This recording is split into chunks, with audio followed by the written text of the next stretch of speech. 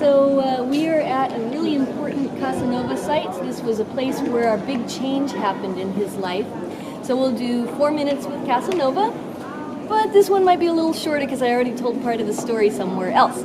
But here's the story.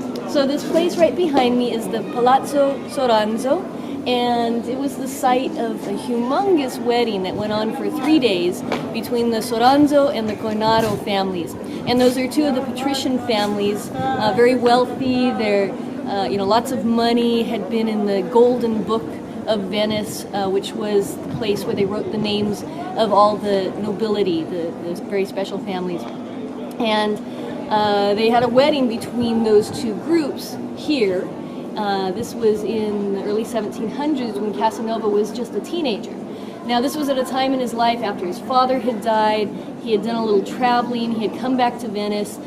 He was kind of at loose ends, didn't really have any money, didn't really have much of a purpose. He had actually finished his education at the University of Padua, but he didn't have much going on, he didn't have a job. So one of the ways he chose to make some money was to play fiddle. Now he doesn't say violin, he says fiddle, so I'm guessing it was a little less sophisticated.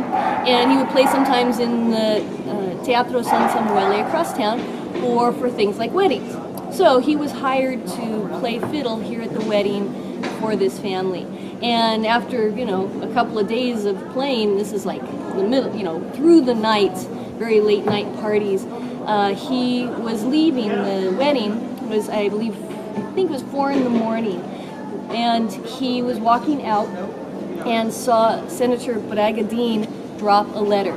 Now, I mentioned this story in another one of the 4 minutes with Casanova, so I won't go into too much detail about that, except to point out a couple things here.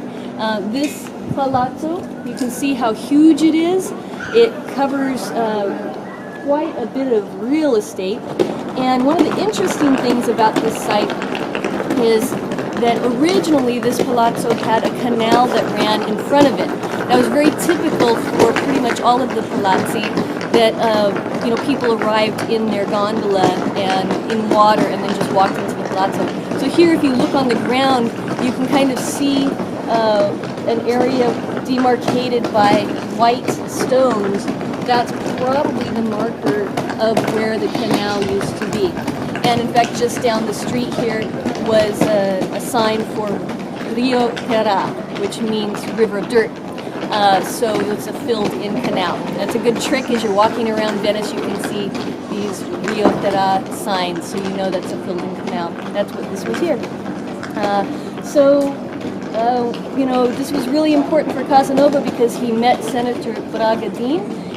That was the night that Senator Bragadin had the stroke, and Casanova followed him back to his palazzo, spent 3 days nursing the senator back to health, and that's when the senator said, I would like to adopt you and give you a place to live in my house.